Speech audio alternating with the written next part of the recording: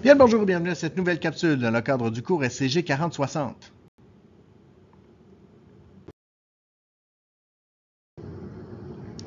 Aujourd'hui au programme, on parle des standards et des représentations.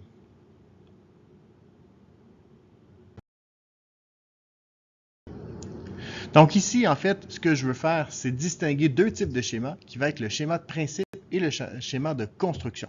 Donc commençons par le schéma de principe.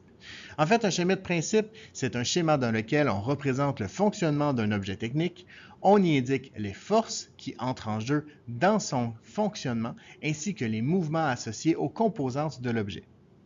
La forme est approximative et on n'inclut pas les matériaux. Par contre, on va souvent avoir tendance à faire ça en couleur pour pouvoir distinguer les différentes pièces utilisées.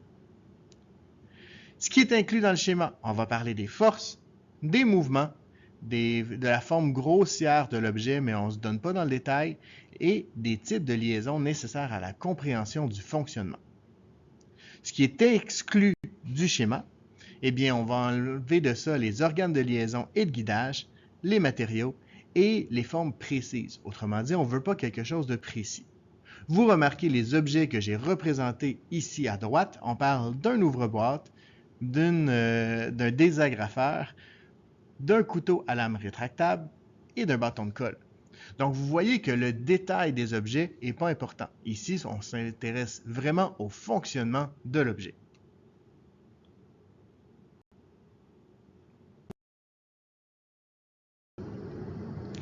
Deuxième type de schéma, on parle du schéma de construction.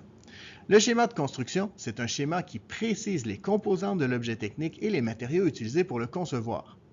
On y ajoute une légende permettant d'associer la couleur aux bons matériaux. On y ajoute aussi les types de liaison et les types de guidage. Les forces et les mouvements n'y sont pas. Donc ça, c'était plus présent dans le schéma de principe.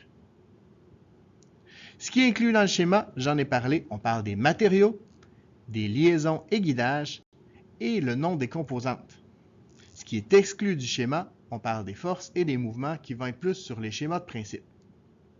Donc, vous revoyez ici les différents objets. Vous voyez que les objets sont beaucoup plus précis dans la conception, donc autrement dit au niveau de la forme de l'objet. Vous remarquez aussi qu'on voit les types de liaisons et de guidage qui sont indiqués. Et vous remarquez que j'ai mis des hachures au niveau du bâton de colle parce que j'ai coupé le bâton de colle pour bien en expliquer le fonctionnement. Vous remarquez à droite, en bas, un carré où j'ai indiqué la légende des matériaux.